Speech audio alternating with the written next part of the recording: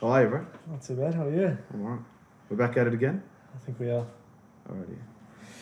So, as we agreed last time, Yeah. today's topic is, we said, I was born Mandaean. I didn't ask to be born into this community. I didn't ask to be born Mandaean.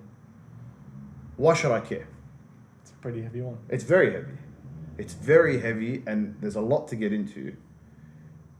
My question to you is, when I thought about this, I kind of split it up into two parts, which is the first part being, why should you care about being Mandaean? And then I also kind of thought about, how does this develop? Where does it come from? This thing of why should I care about my community? What are the root causes of people not having that relationship with their community? Okay. So I'll throw the ball over to your side of the court. Where did you want to start on that? Do you want to get into why you should care, or what are the root causes of not having that connection? It's a bit tough, isn't it? One's going to lead into the other anyway. Okay. Maybe we should start out why you should care. Okay. Right. I thought of a couple of things. Okay. And the way that I thought of them is, I put them from, so I'm looking at them right now. I put them from most unique to our community, Yeah. and then slowly to more general. Does that make sense? Yeah, that's pretty Yeah. good. Yeah. So this whole thing of I'm a Mandaean, why should I care? And we touched on this actually in a previous episode, which is the libertarian aspect of our community, right? So leaving the times we've spoken about this aside, starting from complete ground zero,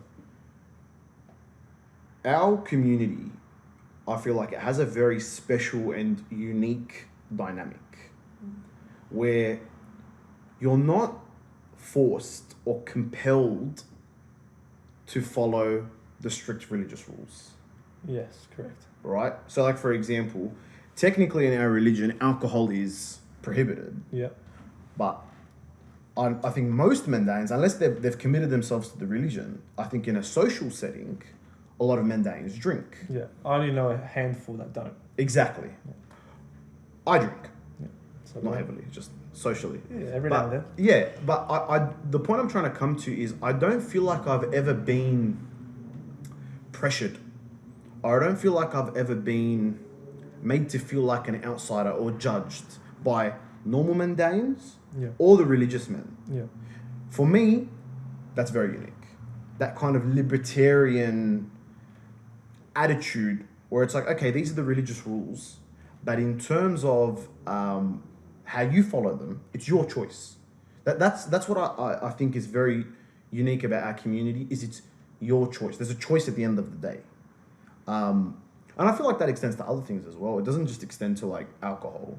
It No, of extends to course. like religious food rules, all your life choices, really. I can't think of many things that are like, where people will knuckle down on and...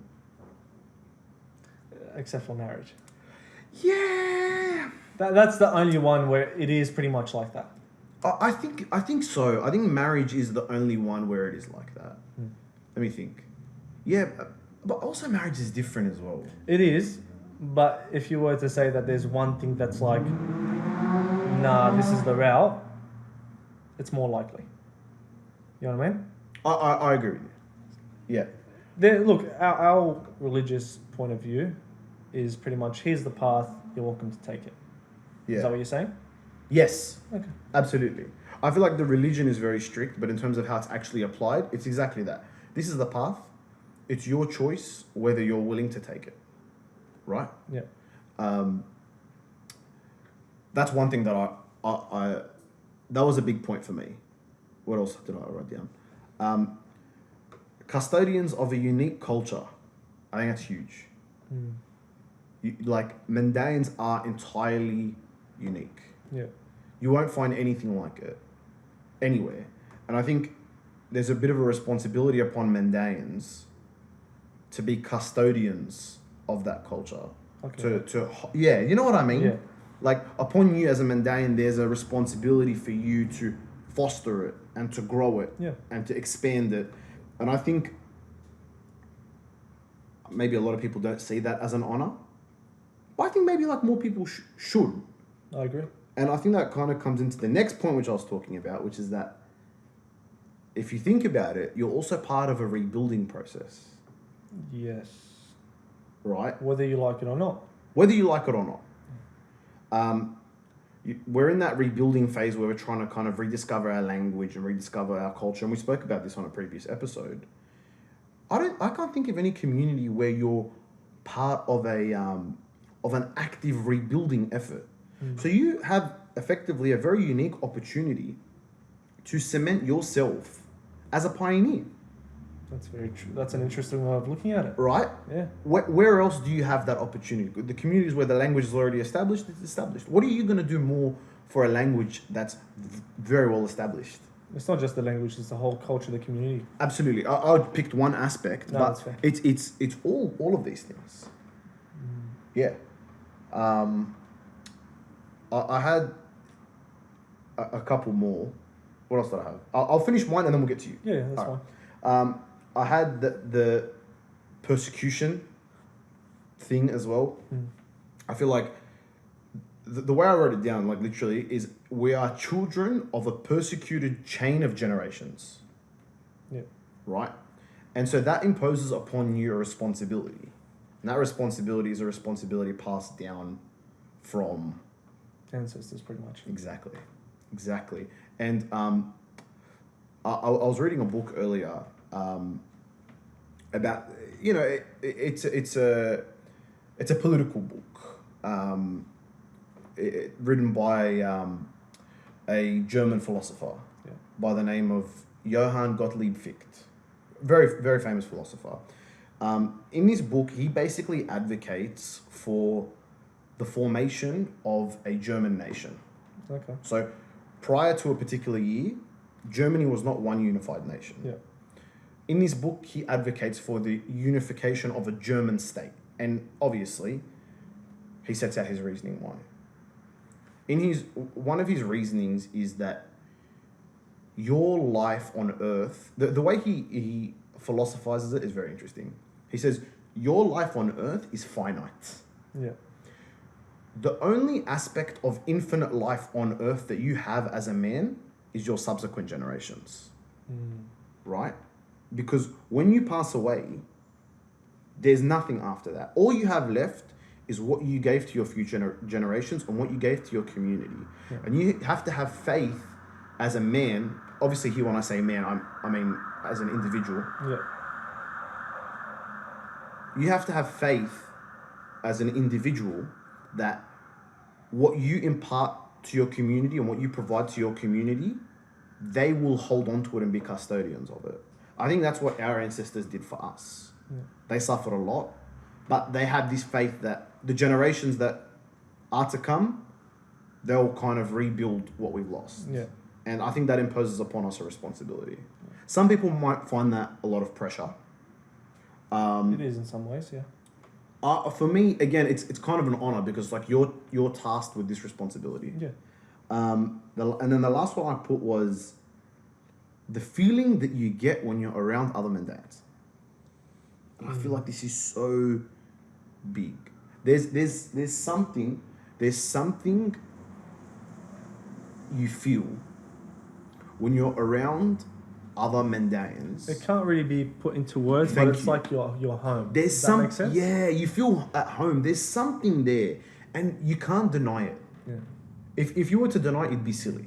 There's something that you feel, just from the smallest group to the biggest group. You get this feeling like, like it's almost like a relaxation. Like, I'm with my people. Yeah. You have this feeling of being able to, how do I say? You almost dissolve part of yourself as an individual and you become a whole. You become part of a larger whole. And that feeling makes you feel like you're part of something larger than yourself. Yeah. So that's what I had put down for why should I care? I put those 5 things. Now I'm going to defer to you, right? Someone comes up to you.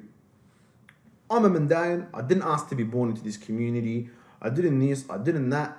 Why should I care? What's so special about it? What's so special about it? Blah, blah, blah.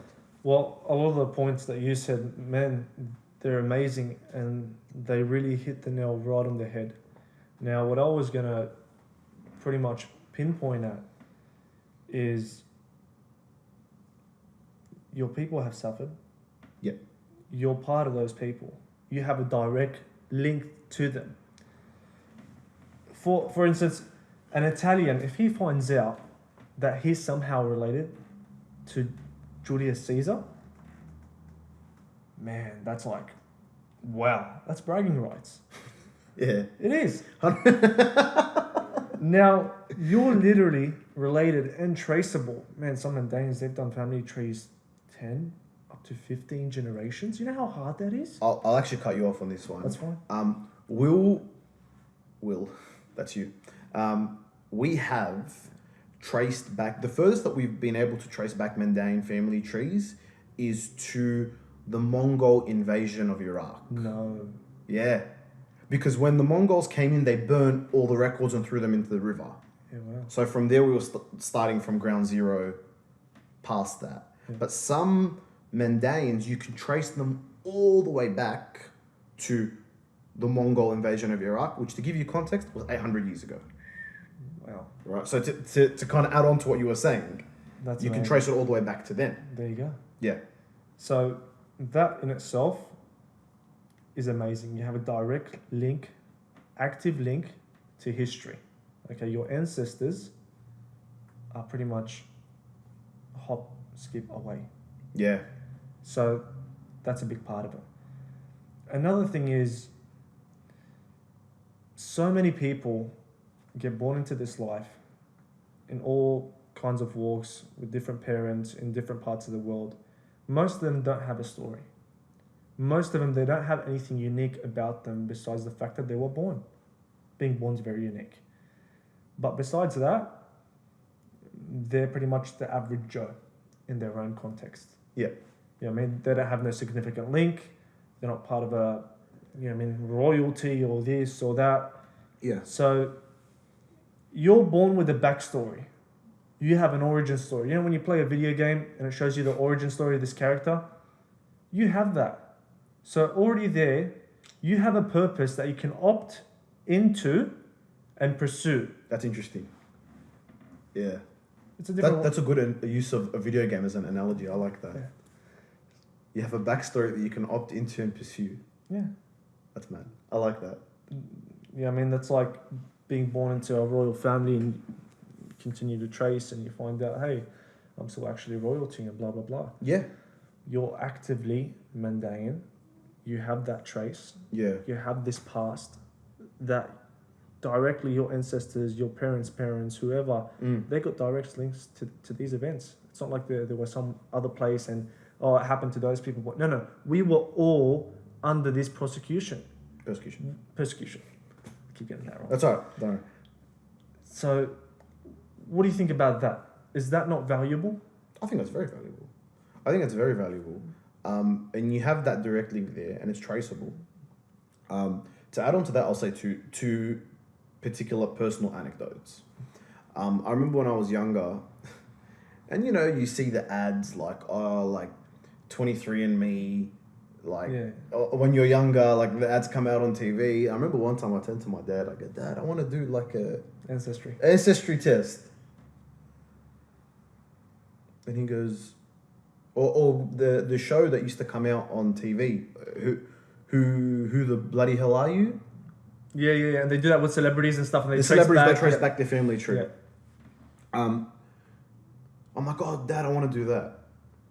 He goes, oh, why? We've got, it's all written down. Well, I'll tell you who your granddad was, who his granddad was, who his granddad was. It's easy to find. Yeah. And we forget that sometimes that people, they spend their whole life, looking for this. They don't know. Like, for example, if you look at the Anglo-Saxon population of Australia, literally take people that are descendants of, for people who came on the first fleet.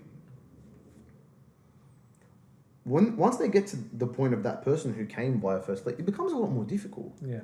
And I work with a lot of Anglo-Saxons, and there's this one lady that I work with. I will bet my bottom dollar that if you trace it back, there is some sort of Scandinavian influence. Why do you think that? She looks Swedish. Okay. She's Aussie, but she looks like Swedish or Danish. She looks Scandinavian. Okay. And I asked her, because we were talking about this one day. I was like, do you know, like, I don't know. I don't know. I don't know. I'd like to do a test. I don't know. Another lady. This lady looks Mediterranean as anything. And she actually suspects that one of her great-grandparents was either Jewish or Muslim. Okay. Because she knows that great-grandparent didn't eat pork. She looks Mediterranean. Maybe she's Mandaean. Maybe. Get her in to do the test.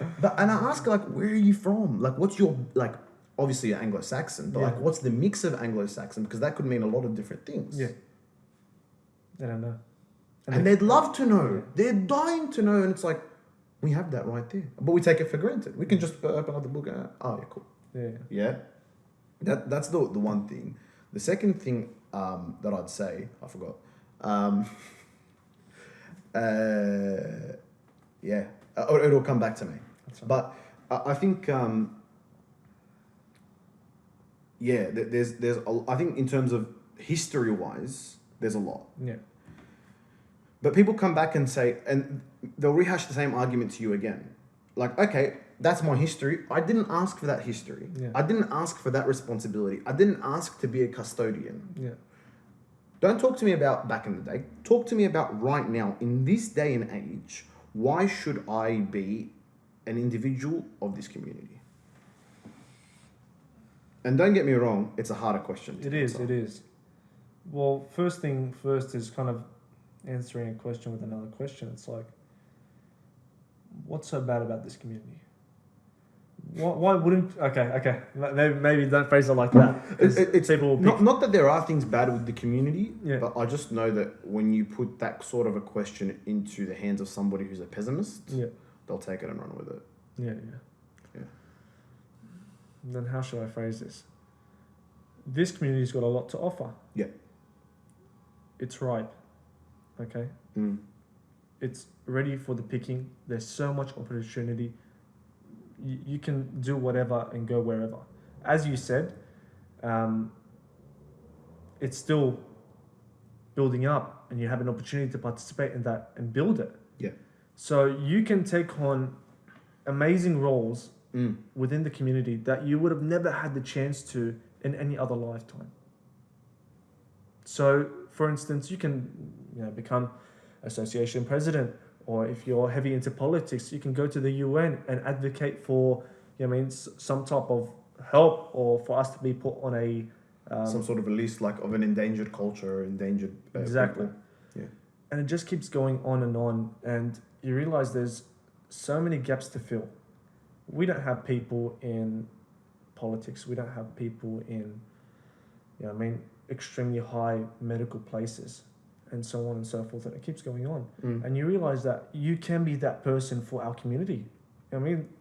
Usain Bolt, if people think of Jamaica, they think of him. That's right. And so many other people, when they think of a particular country, yeah, like Austria, you think of Arnold. Arnold. Not someone else? I'm just messing with you. No, absolutely not. No, but those are those prominent figures. Those two individuals are the two most famous people to come out of Austria. One for a very good reason, and another for a horrible reason. There you go.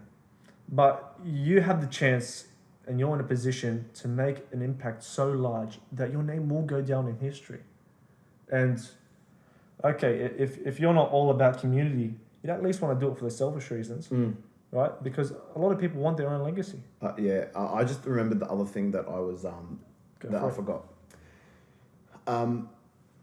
Mid last year, I had the opportunity to read in Arabic or in Mandaic, they call it Al-Azhar al-Mandaiya. Yeah. Azhar in English translates to colophons. Basically what it is there's a tradition in our community where every time you copy a text as a Mandaean, you don't have to put, but it's encouraged to put a little biography at the end. My name is so and so. The day is this. This is the day. And then you give a brief kind of overview of the political situation of the time or where you live. Like, we're living in this area. The king is so and so. This war happened. And you tell them kind of what's happening in the area. So it's a bit of a time capsule. Exactly. Awesome. Right, and it's said in the first person. Yeah. And I read those in the context of Mandaean persecution, because a lot of those Azhar have first-hand or second-hand accounts of persecution. Yeah, but they kidnapped flan, they named them and killed them. Right? So I was reading it for that purpose because I wanted to get a better understanding into our persecution. But I remember, like, before anything else, reading those were gut-wrenching. Like, I cried. Because you read it from them. And in some of them, they've written to the Mandaeans that will come after us. I'm like, bro, you've got this in your hand, you're reading it, and you think, that's me. Yeah. They're speaking to me. And they're explaining to you what they've been through, and it's literally like a time capsule. It's like you go back 300, 400 years, and you meet a Mandaean, they tell you, this is where we are, this is where we live, this is what's happening in the area. And one of those, Azhar, I read it, and the writer of it was actually Khamisi. Okay. And I'm like, I'm Khamisi. Okay, when did he write this? 300 years ago. Wow. 400 years ago. And you've got the exact date there. Okay, so I'm related to this person. And I'm reading their like first-hand account of what they've been through. And you in that moment, I got the feeling that I'm part of a chain. I no longer feel like a community that's suspended in this era, in this point in time. You get the feeling that you're part of a continuation. That really ripple effect, butterfly. Exactly, we're one generation to the next, to the next, to the next. I'm related to this person. They're conveying these messages to me. Like, it's amazing. It's reading Al-Azhar al-Mandaeya, like, anybody that can get their hands on them, I cannot recommend reading them enough. They are... Where did you find it? I found them in a book. Unfortunately, it's difficult for me because the rest of the contents of the book, I'm not going to, advertise the book because we don't have permission from the author. Okay. So it's difficult to kind of to put that in place. I don't know. Maybe there's a way that we can kind of extract them from that book and put them into some sort of a database where it's just those texts. But what I was trying to say was, if you can get your hands on them, if you can get your hands on Al-Azhar al-Mandaeya, I urge every Mandaean, please read them. They are heart-wrenching. They're extremely sad. Trigger warning in advance. They do have some details about like really gruesome forms of persecution. Yeah, well.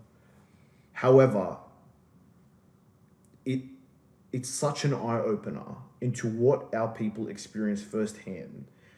And as sad as it is, it gives you a feeling and a sense of pride as a Mandaean I've never felt reading or doing anything else. So I can't recommend that enough to every Mandaean. Wow. Yeah. It's a real window into the past, isn't it? Absolutely. Absolutely.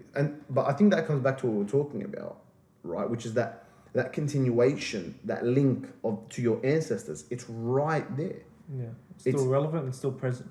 It's right there written in black and white. You know what I mean? There's no need to like go and theorize about where and how. It's written right there for you. Even the day. Yeah, that's like incredible. if I open them up, like you can pick. If I look, I'll probably find it. You can pick the exact day that it was written, which is insane. So I think that's from a historical perspective. That's what our ancestors passed on to us, and then like you said, you've got an opportunity to pass it on to the future generations. We're in a very unique position. I mean, you really hit the nail on the head with that. We're at a growth point, you know what I mean? And just think about it. Where are we going to be 10 years from now? Because the progress we've made in the last, let's say, 40 years, most Mandaeans, the earliest ones came here in 1980s. 1980. Yeah. Like literally start of the 80s. There you go. Yeah. We've been here 40 years, and the progress we've made is amazing, but that was really in low gear. That was honestly in low gear the whole time, up until probably, I would say, maybe the last, let's say, to 2016, right? From then onwards, it's been crazy, because the amount of growth that I've seen, just in particular families alone, they're able to, man, they came with nothing. Now there's something, and they didn't just do it for themselves. They brought everyone else up with them. Yeah. So if you look at from now, 2024 to 2034, it's going to be a completely, entirely different world. Yeah. Different community. There's a lot of opportunity. There's a lot of opportunity. And you can seize that now. We're going to be holding, as part of the Mandaean youth group, a careers expo, right? And that's going to also give the youth an edge. Okay, for those that don't know what to do, or they might know what to do and they want to know where to go and how to do it, that's also going to be a kind of a stepping stone for them, let's say. I think... Small part of it. Yeah. You know what I mean? I think there's a big thing in our community, which is, I think it was really well summarized by JFK, John F. Kennedy, where he, it's that famous quote. He says, "Don't ask not what your country can do for you, ask what you can do for your country," or something along those lines. Yeah. It's huge. It's such a commonly quoted statement, but look into what does it mean, right? Don't ask, which is what it says in a sense. Don't ask, "Oh, what can I get?" Which I think is something Mandaeans do a lot. Yeah. "Oh, why should I care about my community?" But it's not just Mandaeans, it's also this current generation. To be honest, I've seen a lot of it most hands, you know what I mean? And it's not just within the Mandaean community, it's all over the world. This generation is a lot more, it's not just the generation, it's society as a whole. It's becoming a lot more selfish and just a me point I disagree with that. I don't think society is becoming selfish. I just think that quality of life is improving. Yeah. When quality of life improves as a human, if you are going to associate with a particular group or a particular entity, you expect a benefit naturally. No, of course. Right? Yeah. And I just sometimes feel like maybe as a community we can offer more benefits. Right? So the point I'm trying to come to with the quote, "Ask not what you can do for your country," and whatever, is people ask, "Oh, what has anybody in my community ever done for me?" Well, guess what, Habibi? There's another 300 people like you that are saying the same thing, and they're waiting for somebody just like you to come and do something for them. So if you get up, وتقوم على حالك, and you go and you do something for your community, okay, maybe you don't get something, but you've satisfied that question for another 300, 400 Mandaeans. That's another 300, 400 Mandaeans that they cannot no longer say, "What benefit do I get from my community?" And what does that mean? It means that they're going to turn around, not all of them, but a proportion of them, خلينا نقول 100. 100 of them turn around and say, "You know what? My community did X, Y, and Z for me. I'm going to pay it back." So hopefully you're saying it's going to be a domino effect. Absolutely, right? To move from John F. Kennedy to Michael Jackson, start with the man in the mirror. That's true. Be the change that you want to see in the world. I think that was...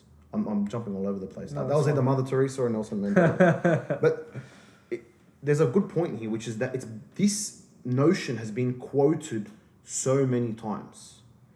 Be the change that you want to see in your community. Yeah. Oh, my community, Jama'atna, they don't have this.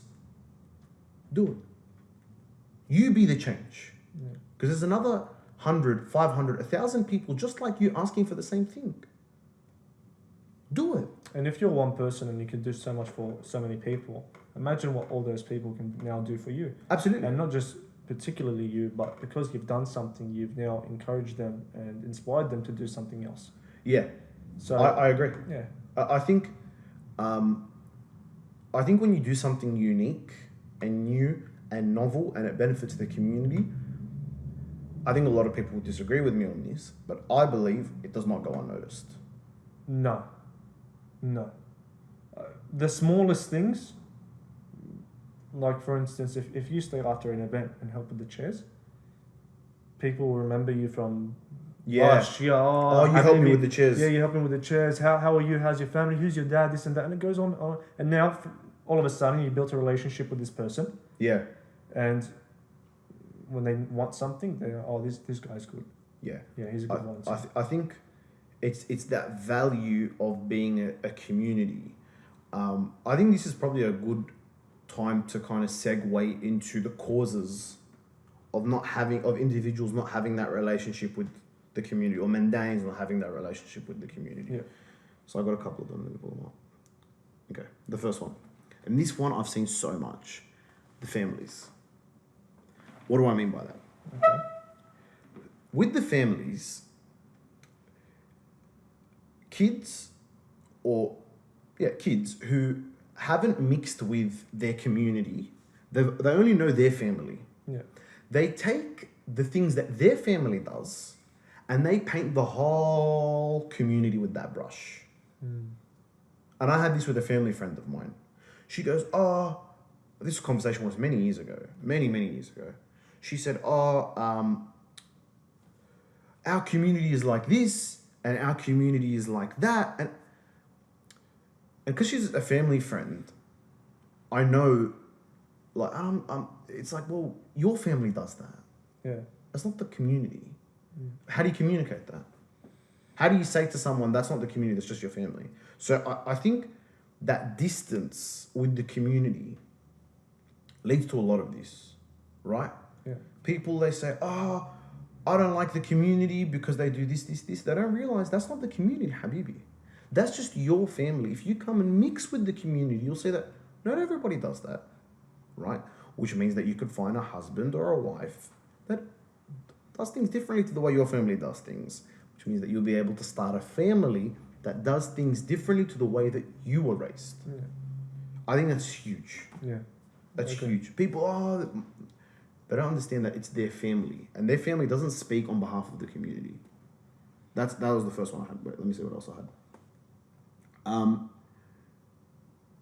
This is big. A lack of, this kind of ties back to a couple of things. Lack of foundational experience at childhood. What do you mean by that? If you look at the age where a lot of the people start mixing with the community and getting involved, it's like in the teenage years. I don't feel like there's an experience for young Mandaean kids to develop that relationship. Like, to give you an example, I had a friend for many years. He was Chaldean. Yeah. He converted? He's probably still Chaldean, actually. But like, I'm not that close with him anymore. That's fine. But I remember at the time we were super close, and he was telling me about what it was like growing up in the Chaldean Catholic Church, and he was telling us about when they do communion. Yeah. And the communion class in the Chaldean church would go for like, I think 6 weeks, he said. And they'd go and they'd learn how to sing the songs on the day, like for the day of communion, and they'd practice. And he remembers one time he ran into another Chaldean guy that did those classes with him back when they were kids. I'm talking like 7 or 8 years old. Oh, wow. And and he's like, oh, do you remember Abuna? What's his name? One of the priests is like, bro, he's like, Fusata at gamer. Like he'd click it at the smallest thing. Like 7, 8-year-old kids, like, you're not singing the song correctly. He's like, and he was telling me, like, bro, we'd all like crack up and whatever. Yeah. So he ran into this Chaldean guy that did those classes with him, and he's like, bro, you remember Abuna so and so, how we used to click it? And he's like, bro, he was crazy. Like, what a funny bloke, this and that. Like, I saw him the other day. I heard he's doing well. Oh yeah, catch you soon, mate. And I remember seeing that, and I'm like, These guys know each other from way back, Yeah. from 7, 8, from kids. Yeah. And they develop a relationship with the priest from kids, 7, 8. And I was like, whoa, we don't have that. No. Yeah. And that's notwithstanding that our priests are intimidating, man. They're nice people. No, they're they are. lovely people. Yeah. But I think sometimes they forget, like, the white beard and the white clothing. As a kid, it's intimidating. It's intimidating for adults. Yeah. And khataya, they don't intend for it. Yeah. But just naturally, the way they look, they command such a degree of respect. Of course. Yeah. That is a little bit intimidating sometimes. And sometimes a lot of people would put them on a pedestal and they'll go, nah, they're up here, I can't talk to them about this or that. As you said, back to the Catholics, you know how they have those confessional sessions and they can just go around and, walk wherever it is around the church, or if it's at an event, and they'll just say, can I talk to you for a sec? Of course, my son. And it's like, it's a father figure. This brings me to another story. Sorry, to cut No, you it's all off. good. I used to work at a particular food truck Okay. that shall go unnamed. Okay. That's very popular in Sydney. Yeah. How long ago? Context. This would have been 2018, Okay. I believe. Yeah. This particular story. Yeah. We were working one day, and because it's a food truck, it moves locations. The location that we had set up that week, there was a Coptic church not far from there. Yeah. And this was on a Sunday that I was working. So they finished from the Coptic liturgy. I don't know if they call it mass as well. And they came around to the food truck, massive group, about 30 or 40 of them with their priest. Okay. So